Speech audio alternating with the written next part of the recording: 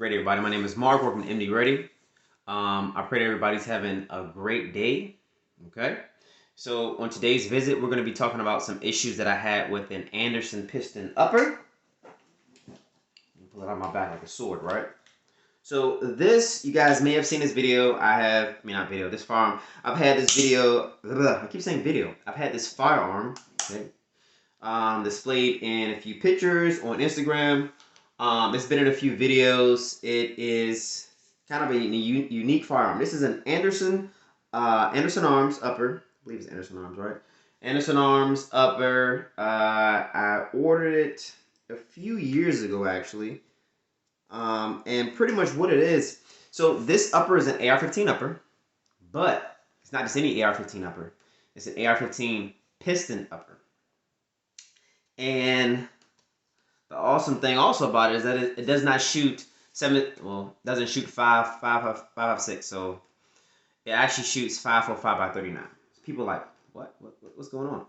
So the reason why that's so awesome is because if you know anything about me, I love shooting steel case, and this barrel is coated and designed and able to shoot steel case without a problem. But I was running into many problems with this firearm.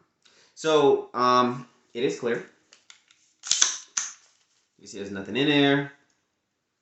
It is oily and greasy because I've been shooting the piss out of it. Okay. I'll tell you a little bit more about this firearm after I tell you what was going on. So, pretty much, I had a problem with the bolt not coming back far enough to pick up a round. And as most people know who shoot steel case tends to be underpowered when it comes to how it's loaded. It's underpowered and inconsistent. If you hear any noise, my family upstairs, okay? We are working from home still. So, underpowered, but it still gets the job done. It's steel case, right? It's underpowered. Issues you might come into. My AKs have not had any problems with steel case. They run like a champ. Now, initially, the issue stemmed from the fact that I thought it was an issue with the piston upper, but it wasn't. The issue came from the fact that it had the wrong buffer spring in it. Buffer and buffer spring. So as I take this out for you guys, probably should have had it out already, but it's all good. A little bit of ad hoc work here. That's just the way it works, right? Things on the fly. So this is the current buffer and spring setup. This is a carbine length buffer with a carbine spring.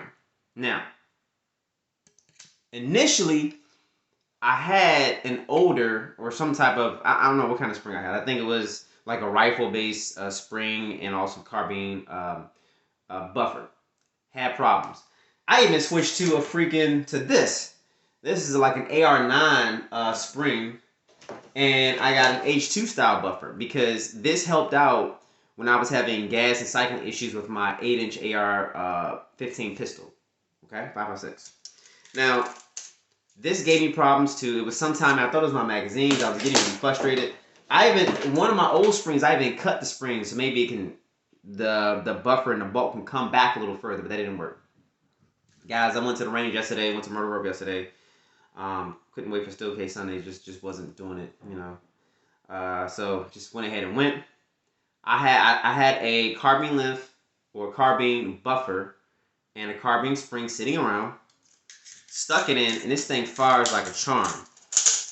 Also, I doused it with WD-40. So, people might say, WD-40? Why do you use WD-40? Well, because WD-40 is a solvent and a lubricant. So, get a little bit of the best of both worlds. Okay? So, this spring is not super strong. So, it gives me a little bit of leeway that I need so that I can have proper travel. And then, it also, there's no recoil. On a 5.45, it's even less recoil than a 5.56, guys. But this round's ballistics is freaking awesome, even with steel case, right? It penetrates, has good blind barrel penetration. Plus, when it hits soft or something liquidy, it just starts tumbling and just shredding. So it does really good, and it's cheap as hell. A little more expensive than it was a few years ago when they banned 7 and 6. But you can still find Tula 5.45 by 3.9 in places. I think a box of 20 is, how much is a box of 20? $7, $6 or $7 for a box of 20, I believe. I haven't seen boxes of 40, and I haven't seen big spam cans, but I've heard people say they used to be cheaper. I was looking online and looking at some other folks' YouTube videos, and they were saying it was like $3 for a box of 20 at one time, something crazy like that. But I still look at the fact that right now in our COVID situation, I can still get a box of 545 by 39 20 round box for like $7, $7 or $8, right?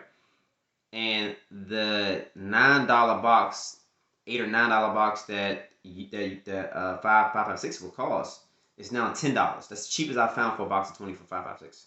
So yeah, you're saving about $1 or $2, but $1 or $2 makes a big deal over, especially over time. So, but guys, that's pretty much all I wanted to kind of talk about today. This let me go through the farm too. Okay, so if anybody interested in knowing how much this upper costs, I believe it's still for sale. You can find, I think it's Voodoo Tactical or something like that. I bought this gun over a year ago, so I don't really even know or remember. But this is a 14.5-inch barrel. It is piston. Okay, it's piston. So let me take the piston off for you guys. This is the piston. Has some type of long stroke system, it looks like.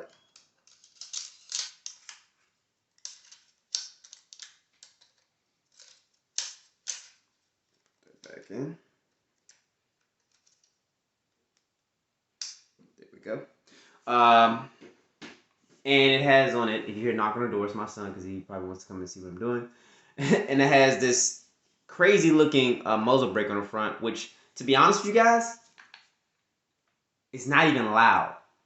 It's not loud at all. I mean, you've probably seen where I put a piece of brass on top to make my own linear comp, but I wanted to see how it was going to function without the additional blowback or back pressure. Functions flawless. It cycles. I can do double taps, and it's got a mean trigger in there that came with the this trigger. It came with the upper because they know people are going to shoot steel case, so they put a slightly heavier trigger spring in there. But it's smooth though, even before I polish it up. So it's probably like a 3-pound trigger. It's freaking awesome. Muzzle brake is not loud. The gun does not move. I kind of think that you can, not kind of, but I believe you'll be able to shoot it without no ears and you'll be fine. So guys, that's pretty much it. I put it on a Anderson lower. Nice little $50, $75 lower. Had an extra, had some spare parts. And that's pretty much it. I got a 1-to-4 scope. I keep saying that's it, but I keep talking, right? 1-to-4 power scope. This old vertical foregrip that I have with a light on it. Yes, it's not a strong light, but it's a decent light, right? It's like a 300 lumen light. And yeah. Now the price for this upper.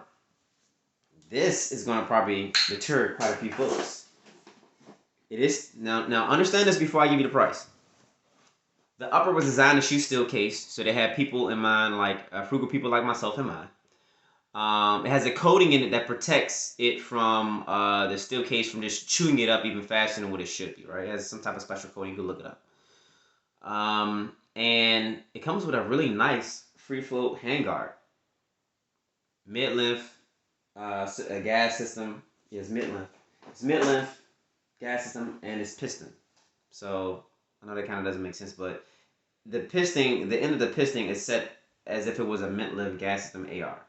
But it is a piston gun. I got it for $700. The upper. Yeah, that's the price of like an AR-15, a decked out AR-15. But at the same time, I was very interested in this cartridge because this cartridge is inexpensive. I'd rather have more time shooting than not. So that's why I love steel case ammo anyway. And I was gonna build a 5.56 shoot steel case, but I'm not gonna waste my time. Why waste my time when I can just buy a 5.45 for cheaper? Same with 7.62 by 39 ammo. I get a lot of shooting in for a little of nothing. So guys, with that being said, I'm not sure if any of you all have a 5.45 by 39 or considering, especially in these times, because even though that our economy has went to crap to a degree, because people are starting to go back to work, things are starting to kind of replenish, rebuild. The market is starting to go up a little bit. It's up and down. It's a little iffy, but it is what it is. There's less people kind of shooting, right? Like you got a lot of people buying guns, but based on the amount of people buying guns, there's not a whole lot of people shooting. Because you would think that with all the new gun owners, there would be a whole lot of people shooting. All the ranges would be packed and booked. but that's kind of not the case. So for those who may be new to shooting or may just want to be able to get some shots off and get some training and practicing, and you have access to an outdoor range or a range that allows you to shoot still case, why not consider 545 by 39? Ammo's cheap. If you can't find it in the stores, you can still get it online for a relatively inexpensive price. You may find some modern steel case, or you may even come across some of the military surplus stuff, but some of the military surplus stuff is really corrosive. So you're going to have to clean your guns.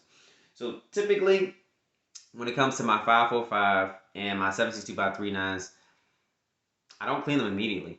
Like this gun, I doused it with WD-40 to make sure that it was lubricated well.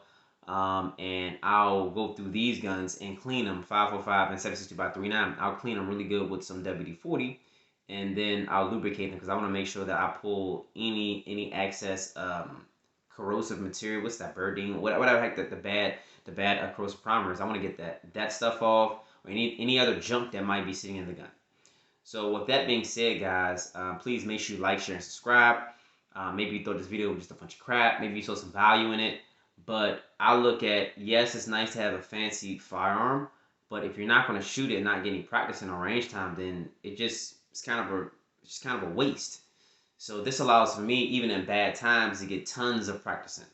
Because, man, I don't know about you guys, but when things were shut down, I was just buying more ammo online. I was buying ammo like I was consistently buying it until I can go back to the range. So now I have tons of 545 ammo and tons of 7.62 by 39 ammo. So I'd rather shoot that than to shoot up my brass because I may need my brass. So guys, God bless you all. Be safe. Most important thing that you can do is not only get a firearm and utilize your rights, but get some training. So, and I'm saying it because we have a lot of new firearm owners, and I want to make sure that it's in their head, I need training, I need training, I need training. So guys, make sure that you go to the range, shoot. Make sure you look at videos from certified instructors and practice what you see. But more importantly, you need to go find a certified instructor. So you can use Mr. Kenneth Thornton from Safety First. That's my instructor. I use him quite a bit. Also, check out Pretty Shooters Firearms. Check out her Instagram. Check out her website. She's awesome. Really caters to the black women community. Freaking amazing. As well as that, that's pretty much who I use. Now, if you guys are into baked goods, especially medicated baked goods, if that's something you need or you want, please check out my lady's page on Instagram. It's called Unique to the Core. She does all kind of fancy things, cupcakes, dinners, whatever it may be, that will definitely get what you need. So God bless you guys.